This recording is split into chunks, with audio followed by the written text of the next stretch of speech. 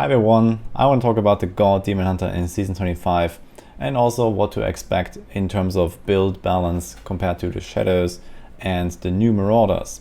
So God Demon Hunter has been quite popular the past couple seasons ever since it came out, and especially in Season 24 it was super powerful with the Buriza ethereal giving it the biggest power boost out of all builds in the game. Now obviously that ethereal is gone, but we get the soul shards, but of course the soul shards benefit all builds and some other builds profit more from those than God Demon Hunter. So in general, God Demon Hunter's overall power level is decreased compared to other builds. So the thing is that the power level of the God Demon Hunter is actually gonna stay almost where it is right now in Season 24, even with the ethereal dropping out, because the soul shards are in general a lot more powerful than the ethereals. It just happens that for the God Demon Hunters, the soul shards are not that crazy and the ethereals was super insane, so that kind of evens out. But as you can see here, I was able to speed farm 122 plus. I even went up to 125 with this in like 2-3 minutes or so. So definitely what you would expect from a Season 24 Demon Hunter with similar gear and paragons. And it seems like it's roughly even compared to before. I guess good news for people that like God Demon Hunter and don't like playing with Odyssey's End is that because of the Terror Shard in the helm, you are incentivized to run a lot of cooldowns in your build, and playing Odyssey's End with the 2 generators is most likely not really going to be more powerful than just playing like a regular 1 generator build and then sticking in another cooldown so you get another stack of the helm shard. This was usually the best strategy to do while pushing, so that you entangle everything and then you nuke on the COE cycles, and this would allow you to gain another 1 or 2 tiers or so on the regular like Valor's Bequest builds or Fortress Ballista builds. And now this advantage has essentially been erased almost entirely, so that I think we're gonna see mostly Valor's Bequest on the top of the leaderboards. One cool part about the Season 25 soul shards is that you can actually play some setups that are very similar to the Buriza versions with 0% crit, because there is the Remnant of Pain that actually has almost exactly the same effect, giving you a 100% crit chance against frozen, stunned, blinded, whatever targets. So you can actually run these god rats basically that people are doing in Season 24 also in Season 25. Although, as I said, the power level of the God Demon Hunter is gonna stay roughly where it is, and it won't really be such a competitive meta anymore, because other builds get a much higher boost. Especially the Inner Monk is gonna be an absolutely dominating form in meta. It's gonna blast to 150. You can do quite fast, like 90-second runs probably on the high end in something like 130, maybe 135 with the God Demon Hunters.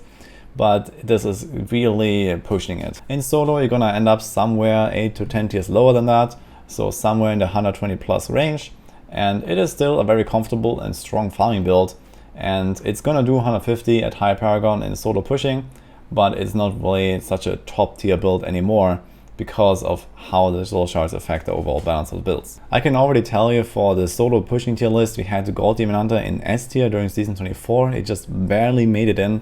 And now it drops down to B tier, but it's kind of at the top of B tier. So this is kind of how much power it lost. So while it stays kind of in the same place in absolute power levels, it is just much weaker compared to other stuff.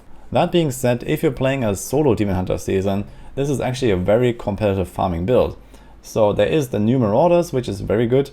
You have the new Impale as well, which is also very good, especially with the Essence of Anguish, with the explosion effect. You can speed farm quite well. I've been playing all 3 of those builds on the PTR, and I actually achieved very similar results with all of them. The Marauders was able to go comfortably like another maybe 5 tiers higher than the God Demon Hunter. So I was like something like 128 up to 130 in like 3 to 3.5 minutes. But you can definitely feel that it has a slower pace. You don't have this high mobility. You have to set up the sentries, you have to play around those a little bit. So you can roughly reach same XP per hour values, but you go to higher tiers, which makes the runs a bit slower. So it's a bit of a trade between getting more loot and more gems versus getting less loot and higher gems and just playing a different build. With the Impale build, I was doing pretty much the same as the God Demon Hunter, almost the same tier, almost the same times, because this new explosion gem is actually extremely powerful for this. You have very high on-hit damage. You can blast down elites in like 2-3 shots or something. And when you just try to kill trash in AoE, everything just explodes. because you spread your high single target damage to everything around. This was actually incredibly powerful for farming. But in general, I think it's quite obvious that both the Impale and the GoD Hunter are not really going to be the greatest pushing build. So while the farming performance is quite similar, obviously the slow-paced Marauder has a much bigger advantage in pushing, because you have to set up everything, you have to make pulls, and you just benefit a lot more from these like AoE situations compared to Shadows and GoD Hunter that are, you know, very optimized for farming. So the new Marauders is gonna do solo 150 probably before 2k Paragon next season. It is definitely up there in the S tier and just obliterating. I think one interesting strategy that you might see on the GoD Hunter to achieve 150 solo is also abusing the Ring of Fire. I think there's gonna be quite a lot of builds actually doing that, especially those like B tier, C tier, D tier builds that are not really that powerful to just blast 150 like the top builds.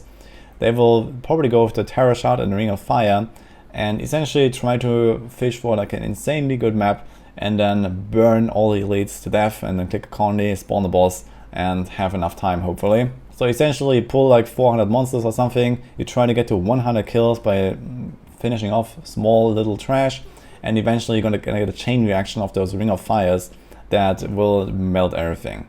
This will make some of those builds like the GoD Hunter that are actually not that powerful seem better than they are on the leaderboards, but this will only happen after a lot of fishing with a lot of attempts and actually getting basically the Dream Rift for something like that. In any case, I can say that I'm quite pumped to play Demon Hunter next season.